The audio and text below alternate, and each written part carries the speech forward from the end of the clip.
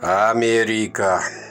Осы жұрт қызық. Біз Америка еліне келгелі қоңырау шалып, хат жазушыда қисап жоқ. Сұрайтын сұрағы біреу. Бізде Америкаға барсақ дейміз, қалай барамыз, шақырту жібересіз бе, жұмыс табылама, сонда бір жолата көшіп кетсек дейміз.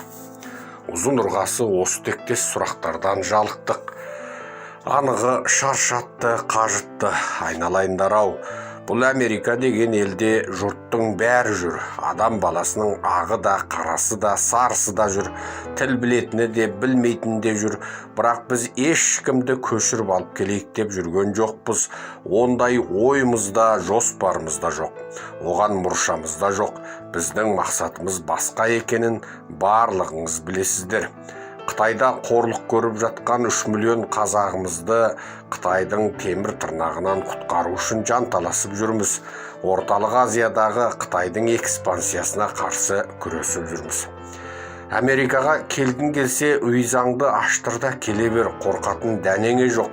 Жұрттың бәрі жүр. Қазақстан секілді елден келушіге бұл жер жәннаттан кем емес. Осы елде 30 жыл тұрған қазақ жігіт айтады. 30 жылда бір рет жол сақшысы көлігімді тоқтатып көрген жоқ. 30 жылда бір рет құжатымды тексерген сақшы болған жоқ деп. Атың барда жер таны желіп жүріп, асың барда ел таны беріп жүріп деген ғой. Жер көр, ел көр, жігітке жет өнерде аздық етеді деген ғой. Бір өнерің қолыңда болса, қайда болса да далада қалмайсың. Халау-малау екі ауыз ағылшынша білгеніңнің пайдасы бар. Бой жеткен жас қызыңды ешқашан жіберме, есің дұрыс болса. Үйлі баранды болса жібер. Ұлтына, еліне махаббаты, сенімі толық қалыптаспаған сарыуыздарды жіберу қауіпті. Қалай болмасын, Нью-Йорк сынды ірі шаһарларда қазақ пен қырғыздың өз қауымдастығы қалыптасып үлгіріпті.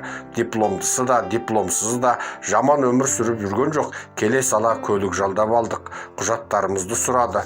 Құжат бар дедік ауызша. Халықаралық көлік жүргізу куәлігіміз бар еді. Оны көргенде жоқ. Көшірмесін алғанда жоқ. Кілтті берді де, өзің барып тауып алып айдап кете бер дейді. Жолдағы жалпақ қоссыздықтан ары бері ойқастап кесіп жүрміз. Жұрттың бәрі сол. Шырғалаң тудырмасаң болғаны. Қайда барсаң мәз майрам ел. Жүздерінен күлкі кетпеген қауым. Біздегі секілді қабағын қайғы басқан, қарыз басқан қазақтай бірін көрген жоқпыз әлі. Көрсетпесінде уайымсыз қайғысыз жасап жатқан ел. Айтпақшы, Қазақстан деген қасиетті отанды Қытайларға тастап беріп, бәрің түгел шетел асқалы жүргендерің қызық екен. 30 жылда дамбал байпақ өндіретін бір өндіріс ашпаған, әрі ашқызбаған қазақ жерінің асты үстін жалап жоқтап, қидай сыпырып тонап алып, шетелге әне қашады, міне қашады деген чемоданный настроениедегілер қашпай, байлығы жоқ, түгі жоқ, жұрттың жаяу жалпы шетел асқалы жатқаны қызық екен. Бұл өзі қазақтың екінші мәрте ақтабан шұбырынды алқакөл сұламасы емес пе екен осы. Құдай оның бетін ары қылсын.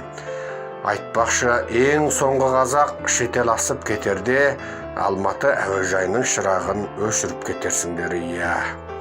Құрметпен Серікжан Біләшұлы, Америка, Тексас штатынан.